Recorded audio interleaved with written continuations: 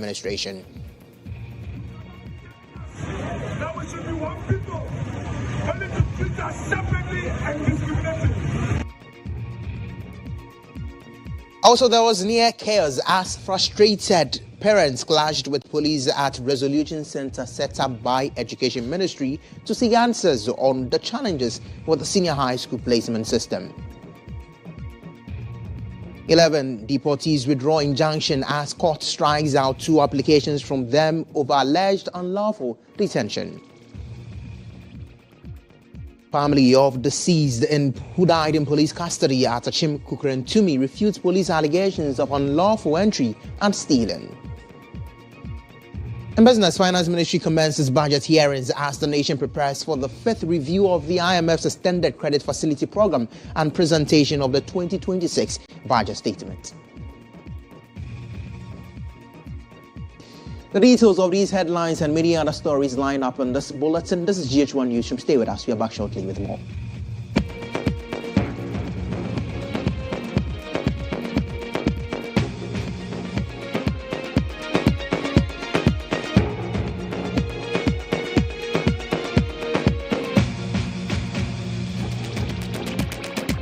Many thanks for joining this bulletin. My name is Emmanuel Agyabeng. We begin here in Accra, where hundreds of NPP supporters have taken to the streets to demonstrate against what it describes as harassment, intimidation, and abuse of power by state actors. The demonstration, dubbed Yensuro Ehunehuna, which translates as "We are not afraid of intimidation," started at the Obra spot near the Kwame Nkrumah Circle and is expected to proceed to the police headquarters to present a petition to the Inspector General of Police and conclude at the Jubilee House with a petition to the office of the President.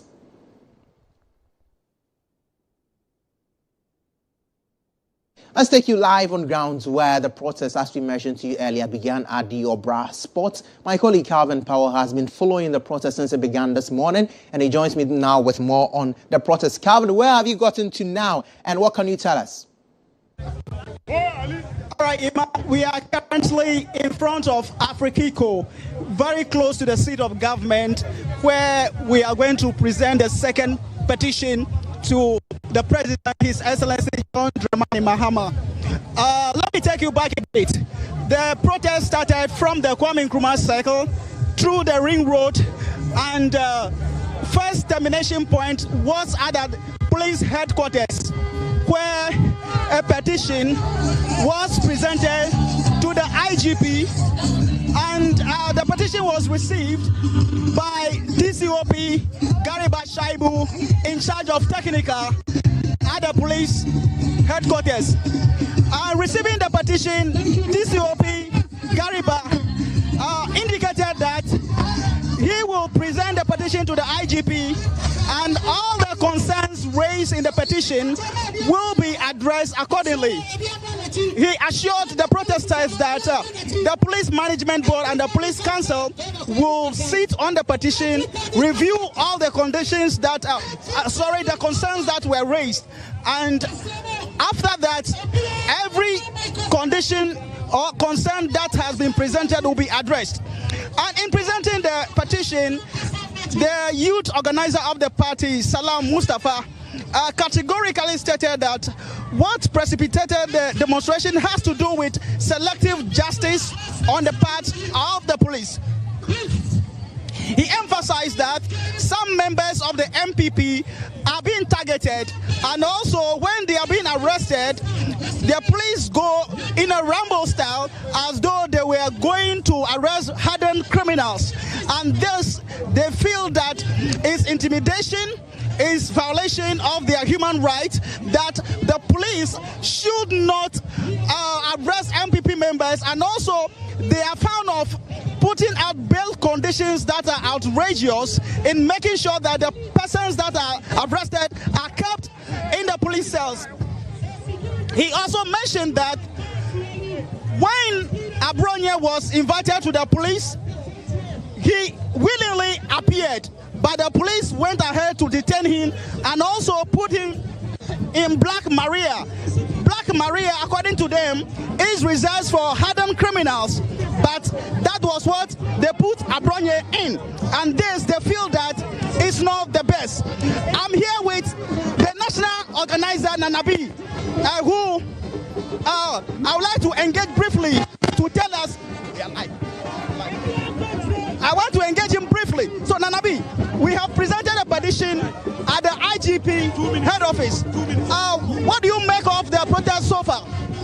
It's been massive. We have registered a bold signal that we are against the deliberate weaponization of state institutions, especially the security institutions, with the sole purpose to harass opposition party members. This is most unfortunate, and also the selective justice, the unfair application of the law. This is what today we are protesting against. We've submitted the first petition to the IGP. We are here at the Jubilee House to present the second petition. What do you make of? All right, so that is Nana Buachi, the national organizer of the party.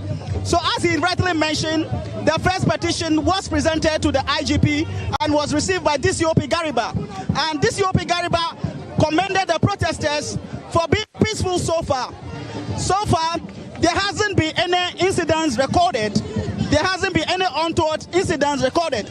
The numbers here are quite huge. The numbers are quite huge, but due to the presence of the police, which are also in a massive appearance, we haven't recorded any untoward incidents yet. But I must confess to you that there has been some heavy traffic on the ring road, and some commuters complain about the timing of the protest. According to them, this protest should have happened yesterday, which was a holiday, so that it wouldn't cause distress to the public. But all in all, they are determined that today is the day that they feel is appropriate to demonstrate. So we are very close to the Jubilee House, where the second petition will be presented to the President, His Excellency John Dramani Mahama. We are yet to know whether he himself will come for the petition or he will delegate someone to take the petition on his behalf. Currently, I can tell you that the entire stretch in front of the Jubilee House, from the Africa Light through to the Ghana Waterways and 37 Military Hospital, is completely occupied by the protesters. So it is the other lane from Medina towards Accra that both oncoming and incoming vehicles are using. The protest is peaceful so far, no untoward incident reported, and they have placards. Let me get you the inscriptions on some of the placards. So one here says, "Gold board built on state capture, not integrity." And there is another one here which says, "Iyoko, stop dancing to NDC's drums." And another one also reads, "Water is life, Galamsey is death."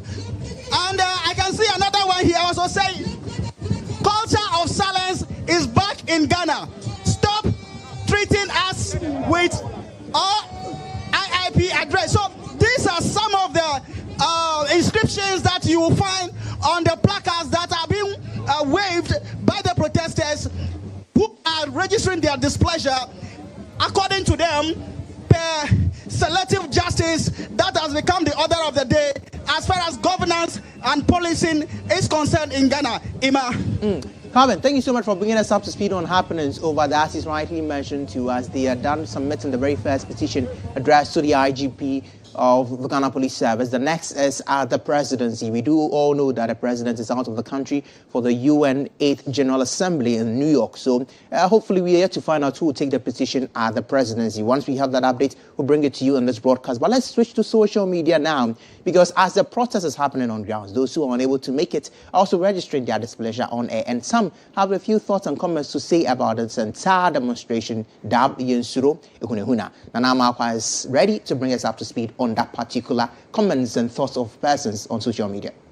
Well, Emma, let's move over to Instagram, where Wellam says they have done well. It makes our democracy stronger. You also have Stephen, who says not necessary. Take it like G's. The future is there for the taking. So I think that's cut off there. We also have Danny Chris. During your wicked ruling days, people did more than this, but you intimidated them.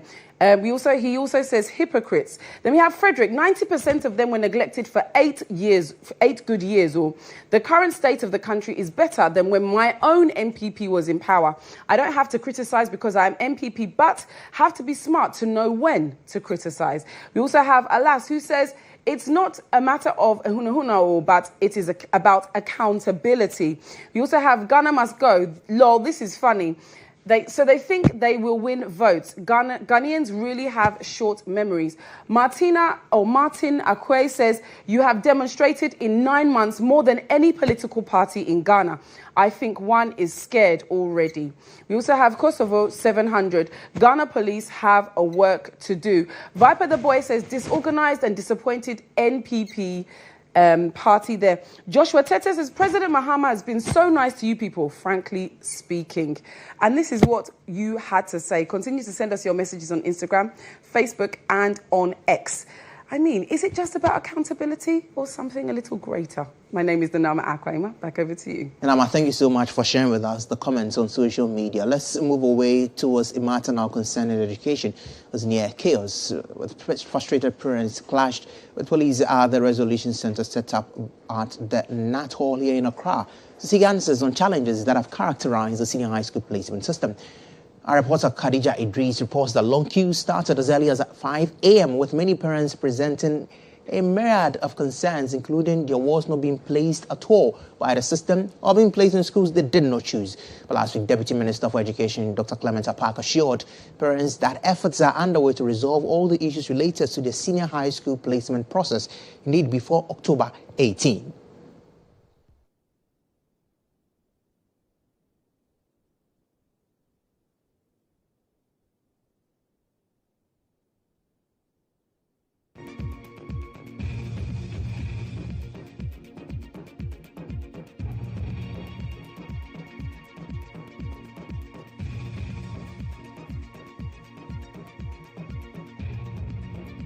Engage our reporter Khadija Idris for more on this. She is currently stationed at the NATO to bring us up to speed information on what is currently happening there. Khadija, thanks for your time this morning. What really led to the chaos that you reported to us earlier, and what is the situation now? Khadija, if you can kindly unmute for us.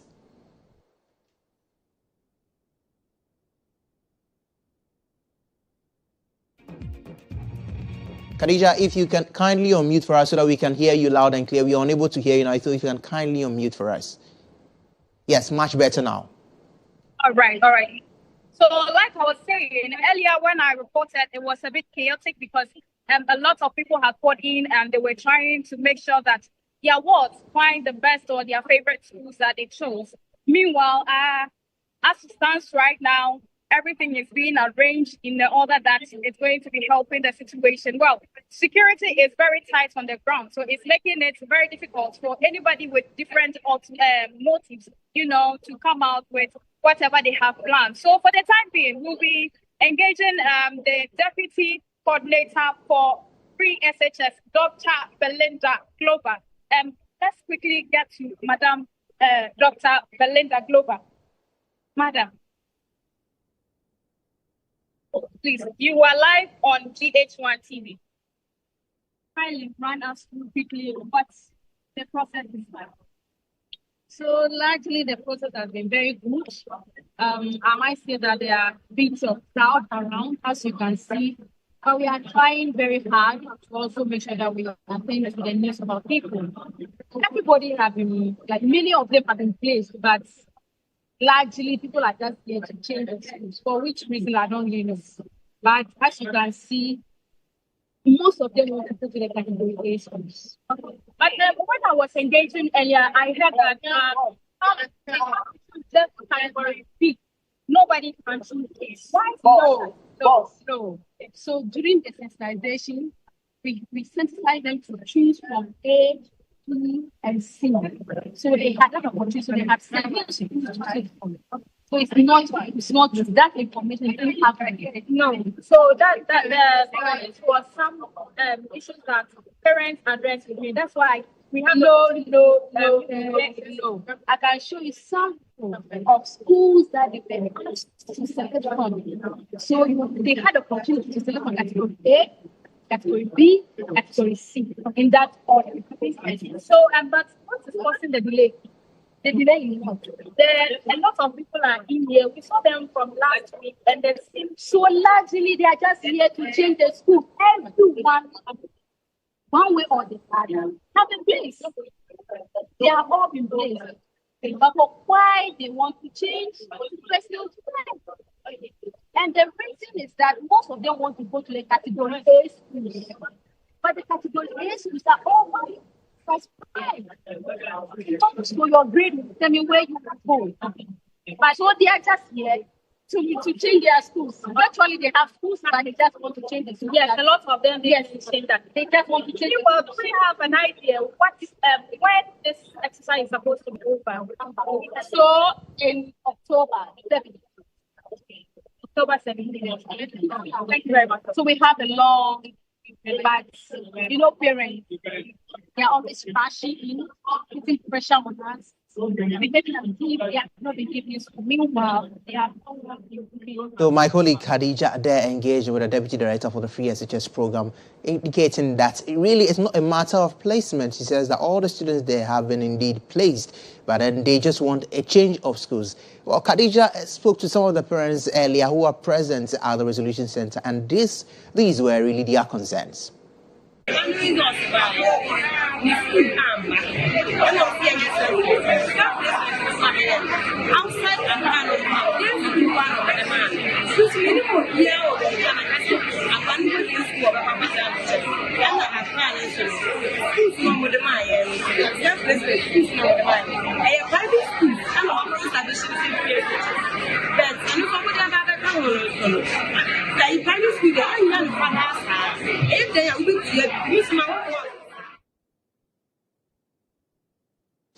Well, the head of public relations of the Ghana Education Service, Daniel Fenyi, is asking parents to trust the resolution centers set up at various districts across the country to address challenges regarding the school placement system.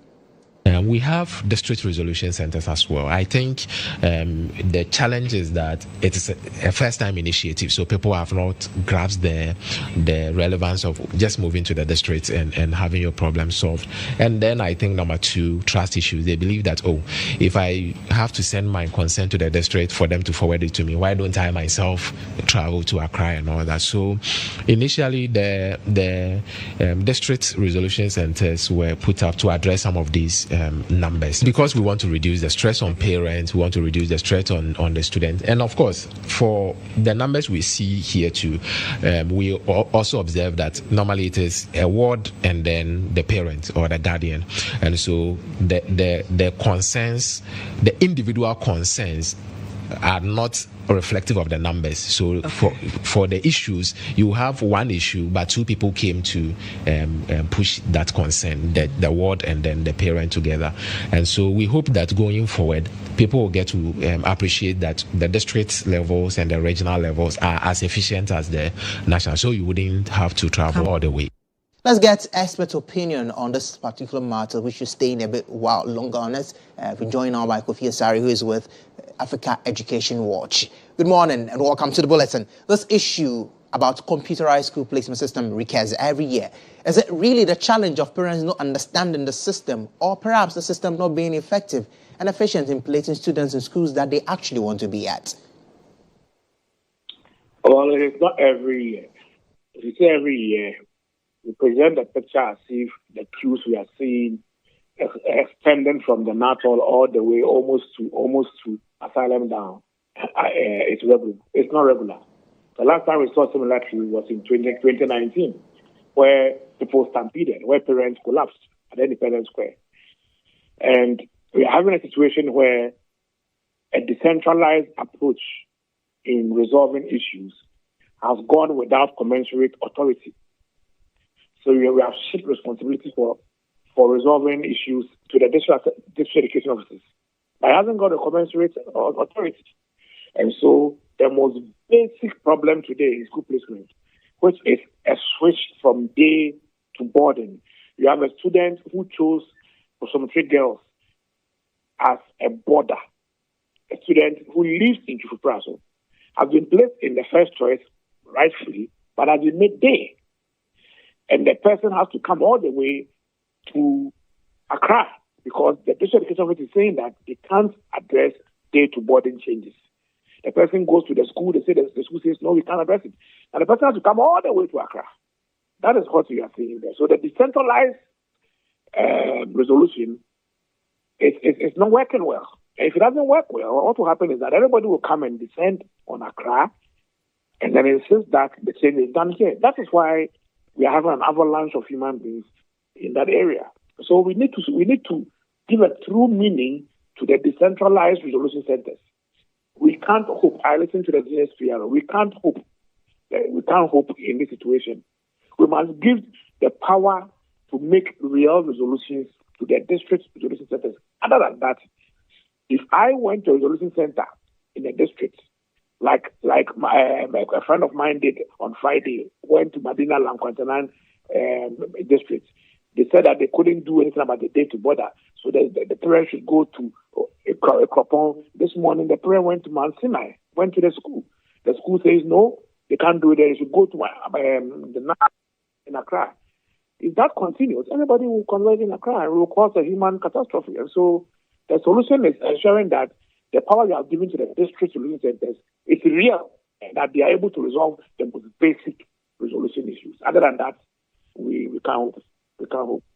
Well, Kofi, largely for me, recurrence here, when we mention recurrence, is not about the queues, it's about the fact that every year we're seeing people who are not happy with the system. But largely, we are seeing parents who, the story and the narrative has always been people wanting their wards to be in the grade A schools and not the B or the C. And especially they make those allegations. You are in the industry and you are the expert, so perhaps you can help us with some information on this, where they make the allegations that persons with grades that are of poor performance are getting the category A schools, whilst the awards who are performing better are not getting access into these schools. How best do we ensure that, for lack of a better description here, those who are fit for those schools are put there rather than those who are getting other grades and being put in those schools? You will always expect to receive such concerns. We've been running the computer for about 20 years now. Every year you hear the concern. The reality is that there is a huge gap between parental expectation, choice of program, choice of school by candidates on one side, and government ability to meet that expectation, including the choice. It is not possible to meet everyone's choice. Other than that, no one will attend Mozano Senior High School in Gomwa because they will say that it's deprived. So the reality is that government has invested over the years in second cycle education. And we have enough spaces to accommodate all the students who have qualified, over 590,000 students who have qualified. Government has enough spaces to accommodate all of them. All of them. Except that government has not got enough spaces to meet their choices. I think that school placement is not a democracy exercise where the system strictly respects your right to choice. No. It is a merit-based system. And so parents must accept that all of us cannot go to Presec. All of us cannot go to Infantipin. Some will have to go to Labone Senior High School. Some will have to go to Benkum Senior High School, which is not a school. Some will have to go to Canton Senior High School. And we have agreed as a nation that the merit, the indicator for merit is your raw score. And so we have no option than to accept that meritocracy must rule. Again, let me indicate this. Parents are putting pressure on category A schools. But the reality is that we are committed to, and I'm talking about the government, committed to ending double track in 2 years. Same parents are the ones heading about double track. And so the plan is to end double track in 2 years. Once you end double track in 2 years, it means that you are gradually reducing intake into category A schools, which is the most difficult part of solving the double track problem. You are gradually reducing intake over the 2-year period. So you will not have about 1,900, for example, going to Presec. You may have lesser, maybe 300 lesser.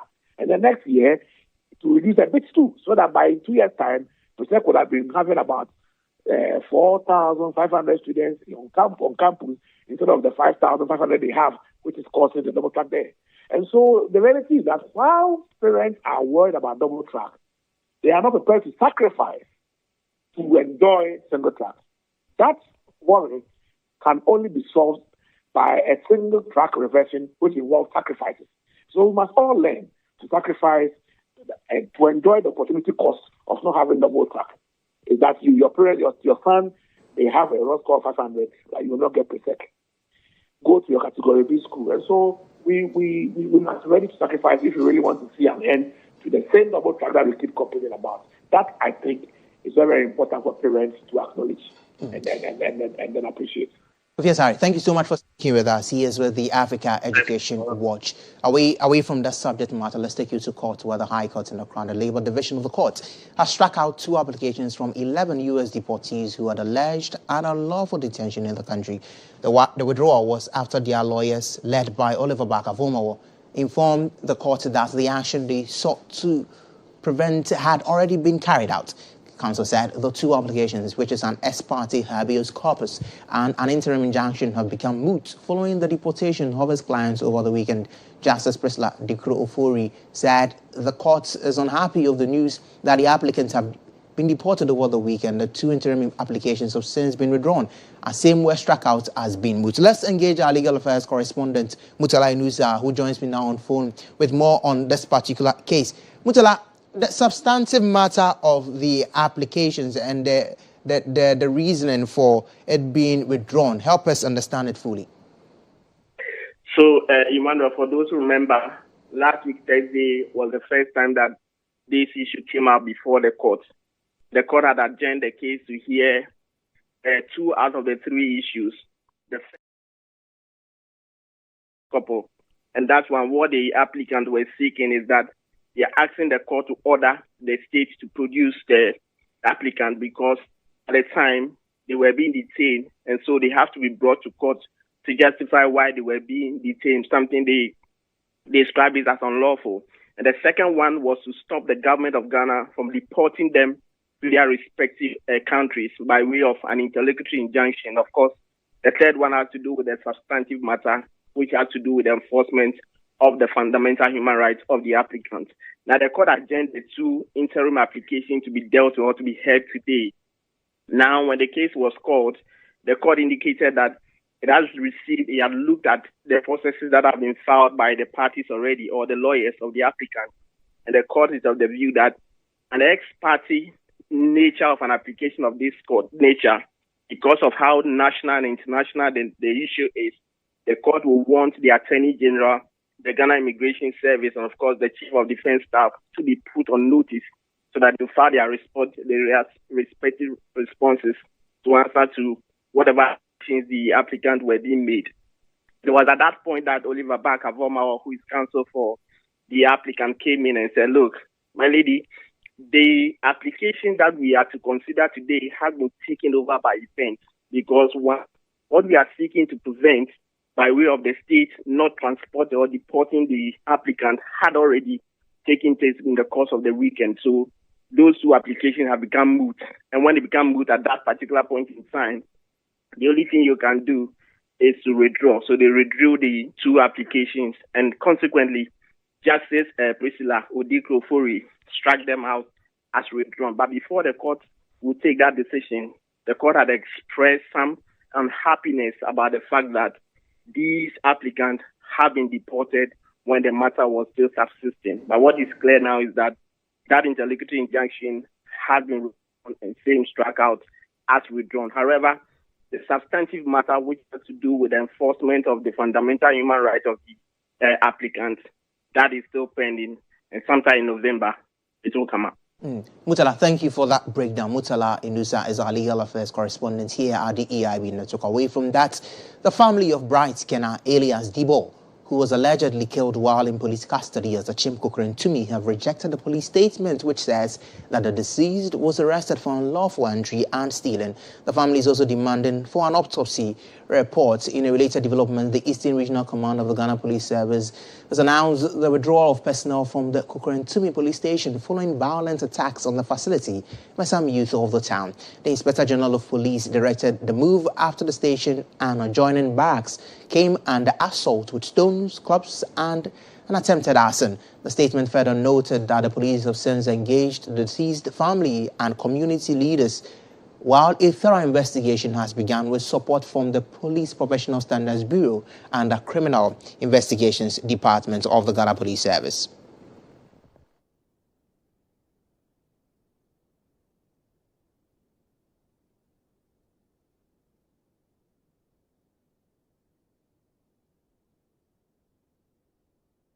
Well, let's engage the family of Debo, that is in the person of Kweku Frimpong, who joins me now to speak on the matters that happened over the concerning their lost family member. Kweku Frimpong, thank you so much for your time this afternoon. You are taking a position that is true to what the police statement says. Was there no engagement with you prior to the release of the statement? Hello. Hello, Kweku Frimpong. Kwame Frimpong. Kwame Frimpong, Pacho Fache. Let me be say, more sema more can say, contrary to their police, Ghana Police Service say, nipa bi oko baby no, say be na oko say oko fa bibi. Most yes an etie. Na answer na police dey omo asem ne ba abonten. Mo ni omo nya nkita wudi bia. But so any police agent Ketambia state issue babonte police agent Ketambia state issue babonte no na the chain patrol betima nyambra me amekakra pachokoso good the chain kweteda kweteda homate be 5 something ana one Benjamin Fumado station officer kokwentimi Ebakwa North Eastern region any two police assistant for Echo no for say friend that Kena out to 20 Mercedes. Echo no some quite arrest on any TV issue. Atomo chenye pa enye on top on control we mo bi sabi that one on na say squadda or bi a o yere e oba mienu oye ejuma we bi sport or tanu bi poultry farm.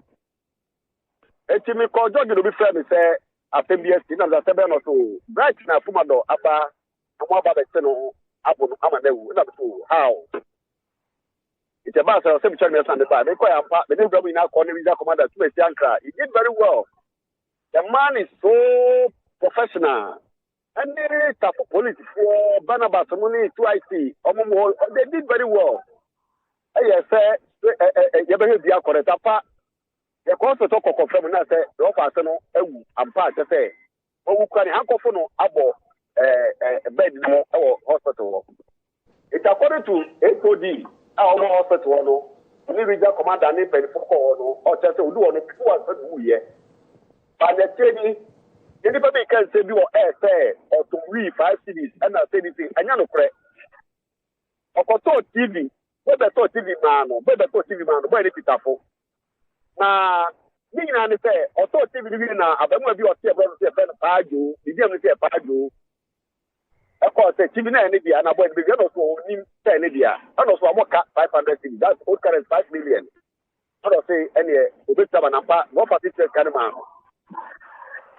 e chenim na ba ya omo sai ko ha o ma se so mo wa we se no ko se no say me I wasn't there go pass ba ko ni wo nu every penny e wo bi ana se mo tell me esa ni tia se mo nko ana se be se ko no dey na maye ana se du wa be no se ma dey enti omo ankofo no according to eyewitness omo mo fa se any mo fa se wo no ni na konto o e ka se ko ni anko ana se da se gu o omo kra toka ana o police omo akonti ba no e de bo na no se o so do so timi so wa e bre ana o se de fa afem e de to kem. It's only to care about police station. The people are there, eyewitness. It is alleged. Ese omudu wono opo bi almost I am no no because omudu wono according to from me no Tiamuni, right? Kenano, there 2 years ago, 100. There 2 years ago, Ode Pumado issue ni say no more papa stock continue municipal. Omuyi biema. It was the one Pumado ni boy Zibano so ate. It will pay no say o push it. Anu Johnny the next day no part of frame me. That's all far.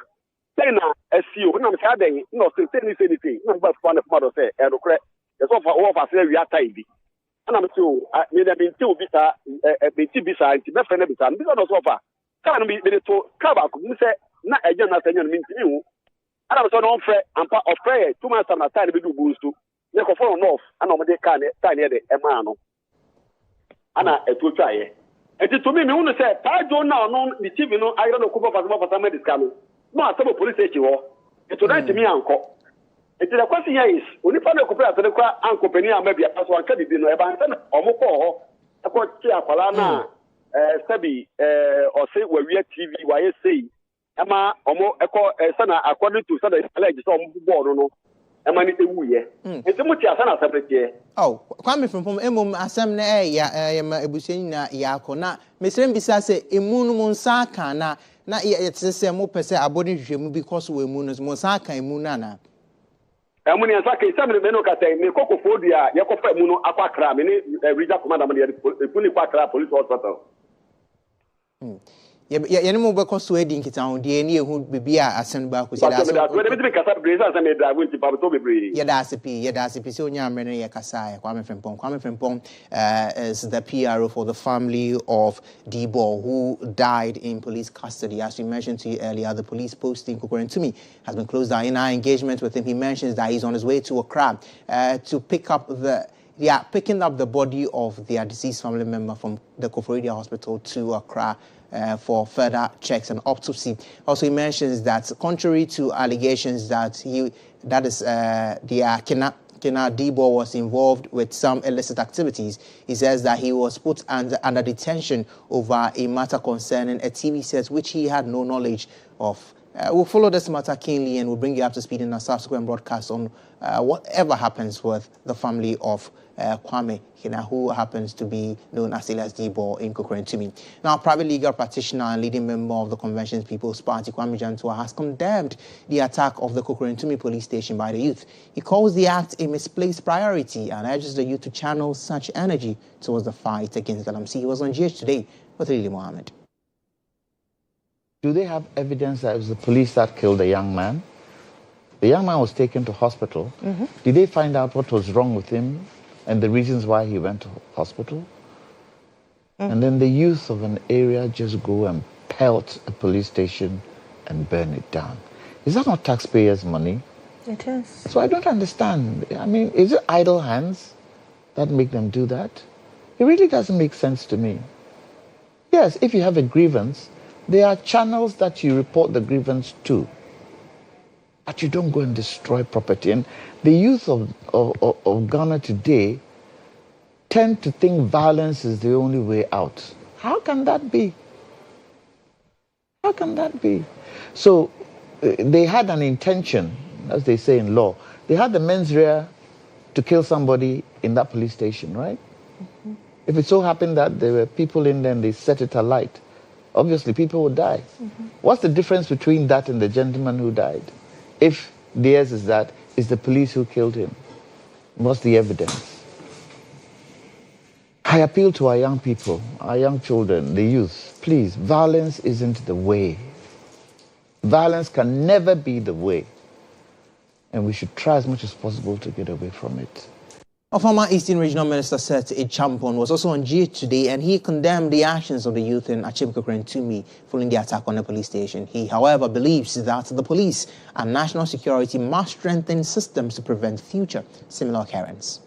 The level of misunderstanding and, appropriating lawful authority to individuals and citizens taking the center stage and not allowing constitutionally established security institutions to work is a big worry for me. I've witnessed a couple of feats in recent times where military men who have gone to some Galamsey sites are being attacked by heavy, mob. And all these to me are signs that are not healthy for our security in the system. I must admit that we cannot continue this way. We've been joined by security analyst Emmanuel on this development in Kukrentumi. Emmanuel, good afternoon and welcome to the bulletin. Let's look at the actions of the youth and the reasons for their attack. When it comes to these matters, how best do you deal with them? Well, thank you for having me and good afternoon to your cherished listeners. You see, in this country, we don't learn from experiences of this nature. You remember under Dampare, we had a similar situation in Techima. And we should have drawn certain lessons from Techima. You see, an action brings a reaction. In as much as I condemn the actions of the youth of Kukrentumi, I think the police need to up their game in terms of professionalism. Under our statute, anybody is innocent until proven guilty. That's why under certain circumstances, even when there's a mob action for the safety of the individual, the police can take the person and put the person in cells, or even our law court in granting bail. If they feel that the individual life will be endangered, what they do is to remand the person into police custody for the person's safety. So what are the issues? I think that we have to look at how we recruit, how we train our officers, and the most critical thing is the refresher programs to give our police personnel to maintain that level of professionalism. What we see in this country is that when you pass out of the recruit and you wear the uniform, you are on your own. So you see a lot of unprofessional conduct across the value chain of the police as an institution. In fact, the IGP, the box up with him. But I think that the level of professionalism is keen. He needs to sit up and look at it. The PIP, I don't think is fit for its purpose. More often than not, we hear about interdiction. We don't hear anything that comes after the interdiction. So I am repeating a call that it's about time we do away with the PIPs and have an independent professional bureau to check the professionalism of the police as an institution. And now to the good youth of Kukrentumi. Now, who is the leader here?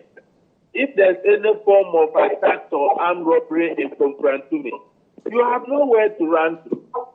But under our statutes, the police must also remember that they are enshrined by the Constitution to provide all manner of protection for every citizen.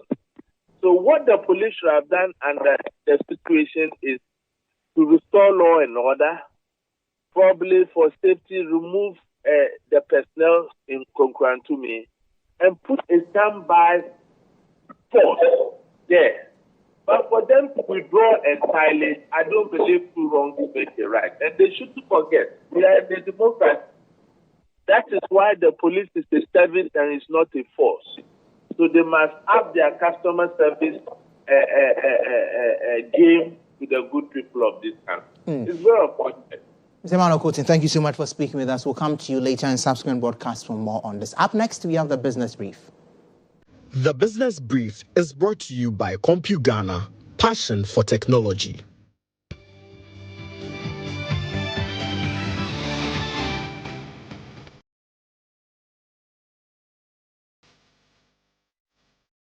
The Business Brief, an International Monetary Fund mission arrives in Accra on September 29 to begin Ghana's fifth review under the $3 billion extended credit facility program.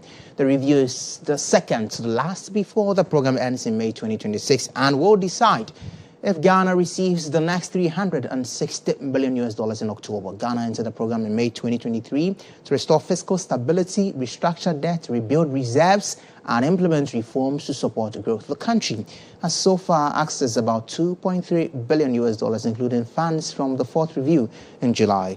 The IMF team will access up to June 2025 data focusing on fiscal discipline, inflation, foreign reserves, arrears, the health of the financial sector, and social spending.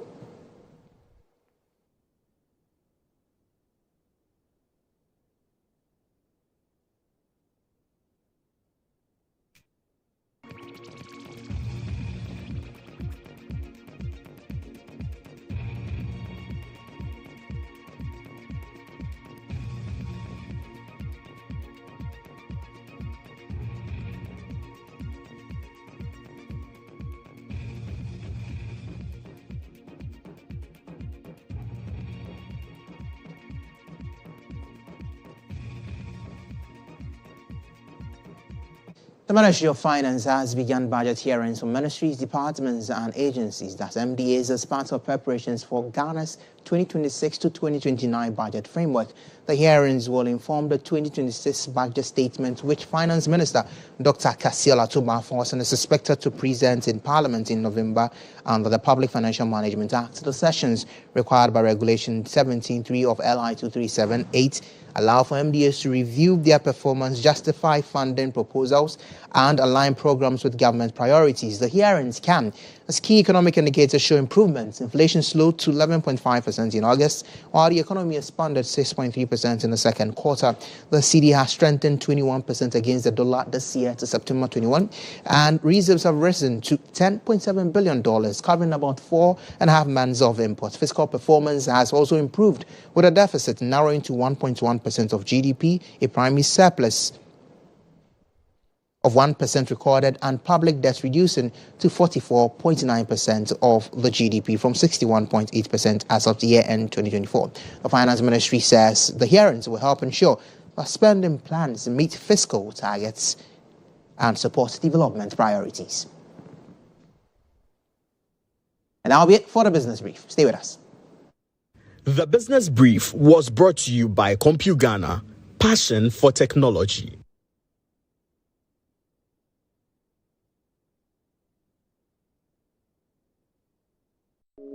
A rumor the internet can't stop talking about.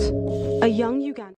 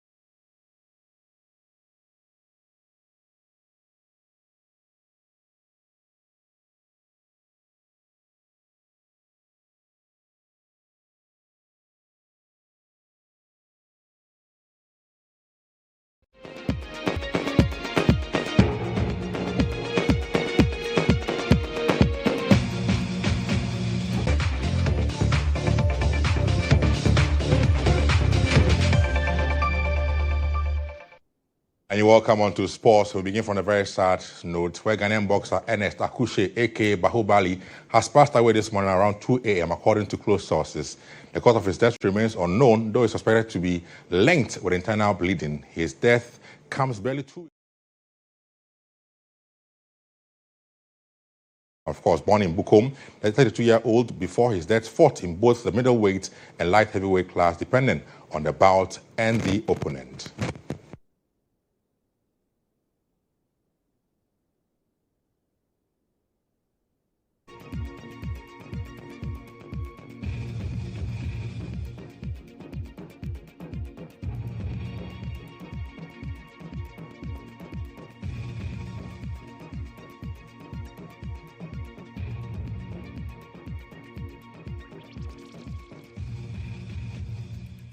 Well, may his soul rest in perfect peace. Football now, where to focus secured their first victory of the ongoing Ghana Premier League campaign with a hard-fought 1-0 victory away from home against Dreams FC on Monday and a 6-game winless run against the side. Midfielder Hussein Mohammed struck the decisive goal in the 13th minute at the Ni Ajay Kraku Sports Complex in Tema New Town, calmly finishing to give the Phobians an early lead. Dreams seeking a response following their opening day defeat to Heart of Lions grew into the game to considering and dominated the possession for long or large spells. With the results, Heart of Oak now climb to the fourth points now from the opening 2 matches, while Dreams remain without a point after back-to-back defeats in the ongoing campaign in the Ghana Premier League.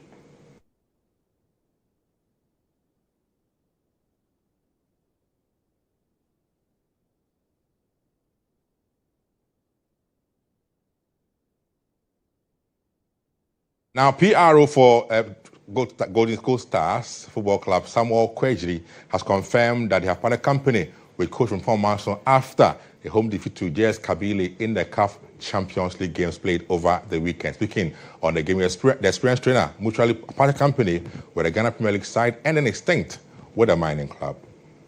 Well, that is the news coming in this afternoon. And I believe that is what is coming from management, saying that Coach Frimpong Manson has done a lot for the team.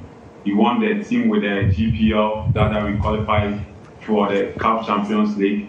They believe that going forward with his plan in connection with the business plan of the team cannot be viable, and for that reason he has to or the team has to thank him very much for his services, for what he has done for the team so far. So that's the news coming in, my sister. Well, it's just the news coming in. I'm here to have an official communique about it so that probably I'll know the points or what specifically was based on before the sack or the termination with him. What is that Maxwell Konado will replace Frimpong Manson at the BBN Gold Stars Club. To the biggest news of last night, where Paris Saint-Germain's Ousmane Dembélé has won the Ballon d'Or, the award for the best player in the world for the first time. 28-year-old.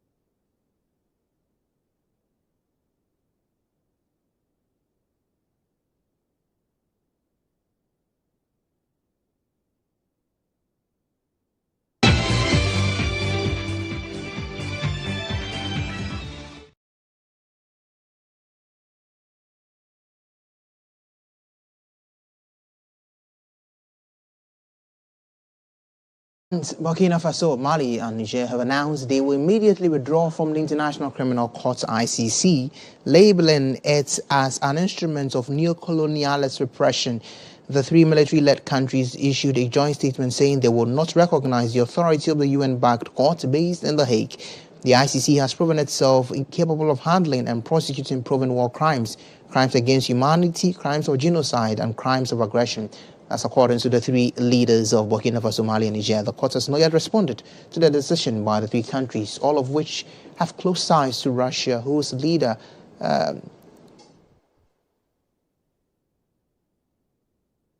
Vladimir Putin, has been subject to an ICC arrest warrant.